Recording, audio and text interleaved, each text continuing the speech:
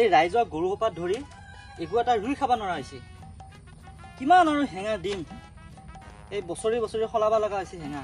আজিৰ দিনটো হেঙাখনতে যাবহান পাইছো। দে উপায় নাই আৰু কৰিবই লাগিব।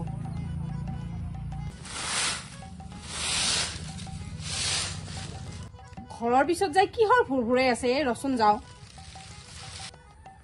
হেৰি কিহে পাইছি বৰ ভুৰভুৰাই আছা দেখোন। হা কি কৈছা? কি ভুৰভুৰাই আছা? এই ৰাইজৰ গৰুৱে চাচোন হেঙাখন কি কৰিলা। মই দিয়াটোহে জানো কিমান কষ্ট। নিজে কি কৈছা? খাইছা আৰু ঘুমাইছা? কি খাৱা আৰু ঘুমাৱাৰ কথা কবা আহিছা? সেই ৰান্ধা বাঢ়া চলিবলিৰ ভেজালহে মইহে জানো। নিজে কি হত পাবি? ৰাতিপুৱাই ওলাই যাবি আৰু গধূলা ঘৰ সোমাবি। বৰ কথা কবা আহিছি। হয় দে গোসানী, তই চব কৰা, মই একোৱে নকৰো। হেয়া চা, মই একো কৰা নাই।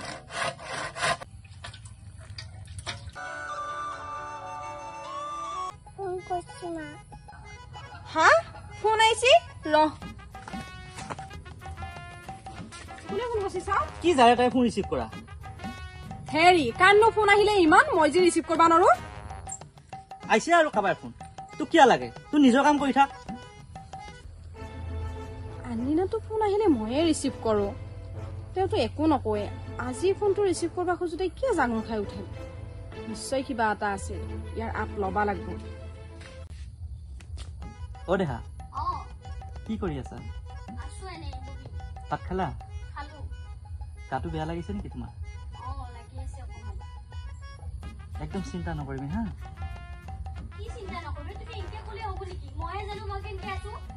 মই আছো বাবা, তুমি একদম চিন্তা নকৰিবা।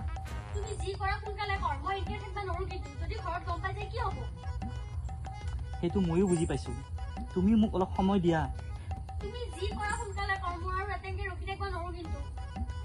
ঠিক আছে ঠিক আছে, মই ভালকে কথা পাতি আছো, তুমি অলপ ধৈৰ্য ধৰা। মোক কেইদিনমান দি মই কথা পাতি আছো, মই চব ঠিক কৰি আনিম, তুমি চিন্তা কৰিব নালাগে।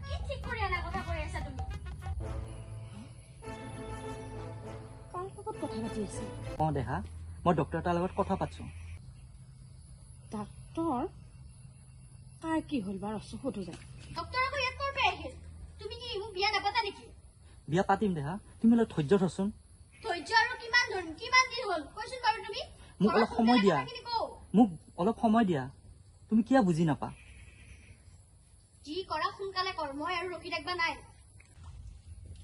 হেৰি কাৰ কি হৈছে? কিবা দেখোন ডাক্তৰৰ কথা কোৱা শুনা পালো। হা নাই নাই, একো হোৱা নাই। মোৰ লগৰ ল'ৰা এটা বেমাৰ হৈছে, তাকে ডক্তৰৰ কথা পাতি আছিলো। হেৰি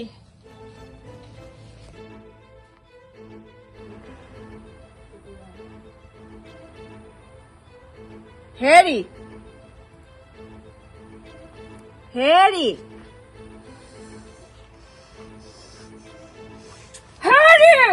এই ৰচোনে, মই কিবা এটা কৰি আছো, তোক ইমান কিয় লাগে? কি কৰি আছা? আজি কেইদিনমানৰ পৰা লক্ষ্য কৰি আছো নহয়, মোবাইলটোতে দেখোন চাই কিবা ভাবুক হৈ থাকা। কিনো কৰি আছা মোবাইলত? কিনো ভাবু হোৱা দেখা পালি? মই যিয়ে নকৰো, তোকনো ইমান কিয় লাগে? কিয় লাগে চাও দিচোন, কি কৰি আছা চাও দি। ইমান অশান্তি মানে তহঁতক ধৰি ঘৰখনত মোৰ শান্তি নোহোৱা হৈছে। অ এটা মুঠ ধৰিহে শান্তি নোহোৱা হয়। দিনৰ দিনটো মোবাইল চাই ব্যস্ত হৈ থাকবো, এতিয়া মইহে অশান্তি কৰিলো।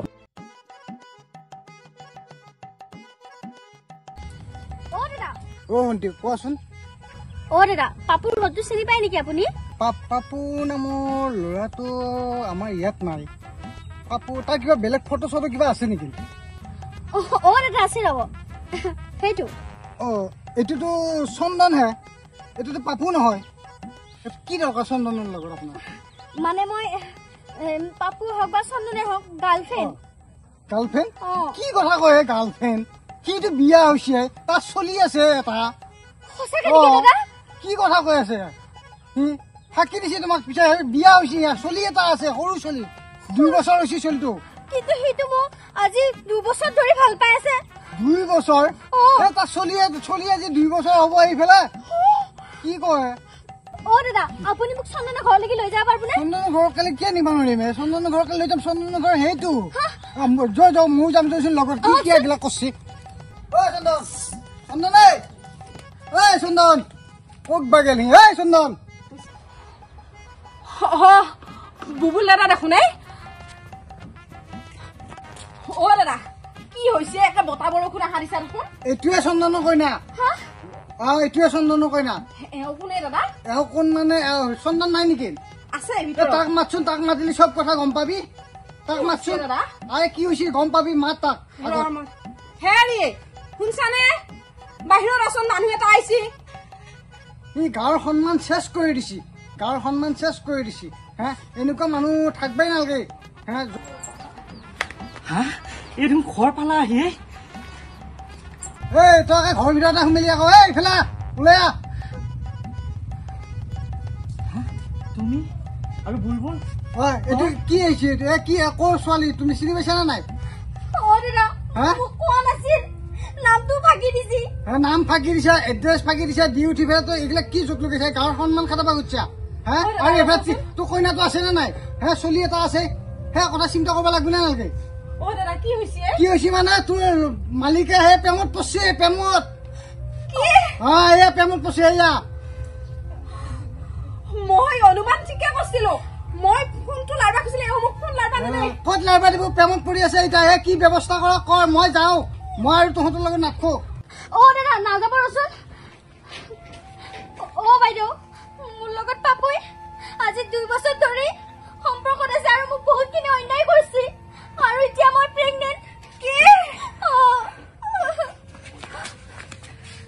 তুমি গম পানা না মাৰামাৰি কৰিলে চব কথা সিদ্ধান্ত নহয় মোৰ ছোৱালীটোৰ কথা এবাৰ ভাবিলে নে নাভাবিলে এই জীৱনটো ধ্বংস কৰাৰ আগত মোৰ কথা এবাৰ কিয় নাভাবিলে যে তোমাৰ 2 বছৰীয়া ছোৱালীজনীৰ কথা এনেকুৱা একচাম ডেকা লৰাৰ কাৰণে এই দুনিয়াত চলিব নোৱাৰা হৈ গৈছে কাৰণ ইফালে বিয়া হৈছে হোৱাৰ পাছত আকৌ নতুনকে প্ৰেমত পৰছে আৰু ভণ্টি তোমাকো কওঁ তুমি ল'ৰা ভাল পাইছা ছোৱালীজনী চাবা লাগে তেওঁ নামটো ফাঁকি দিলে যেনিবা ফাঁকিয়ে দিছিলে সঁচাকে কৈছে তুমি সেইটো জানিব লাগিছিল মই কেতিয়া জানো বাইদেউ আৰু প্ৰেম মানে কি দেহা এৰি দিয়াতে প্ৰেম নেকি তুমি যদি ভালে পাইছা সঁচাকে যদি তুমি ভালে পাইছা তোমাৰ শৰীৰটো কিয় এৰি দিছা বিয়া নোহোৱাকে এজন পুৰুষক সেইটো তোমাৰো ভুল আৰু তোমালোকৰ নিচিনা এছাম ছোৱালী আৰু আপোনালোকৰ নিচিনা এছাম মানুহৰ কাৰণে গোটেই নাৰী জাতিটো আৰু গোটেই পুৰুষ জাতিটো ধ্বংস হৈছে ইনকে কত মানুহৰ মৃত্যু হৈছে কত মানুহৰ জীৱন ধ্বংস হৈছে একবাৰ ভাবি চাইছানে এনেকুৱা মানুহ সমাজত কি কাৰণে জীয়াই থাকে দাদা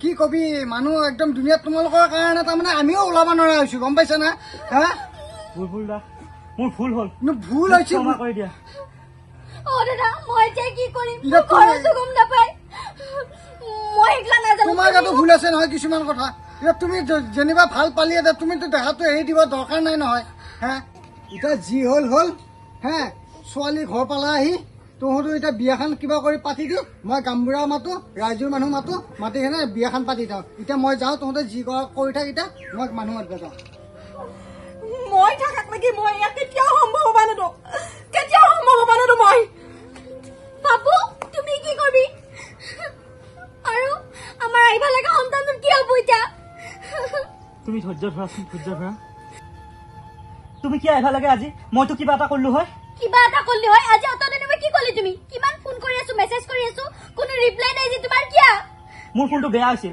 সেইকাৰণে মই ফোন কৰিব পৰা নাই তোমাৰ ফোন বেয়া আছিল তোমাৰ আজি আচল চৰিত্ৰ আজিহে গম পালো মই ইটা তলমূৰ কৰি আছা কিয়া মুখৰি মাত মাতবা পাৰা নাই হা তোৰ নিচিনা এটা ঠগ বাছৰ লগত থাকে মই মৰি যাওঁৱে ভাল অনা নাযাবিচোন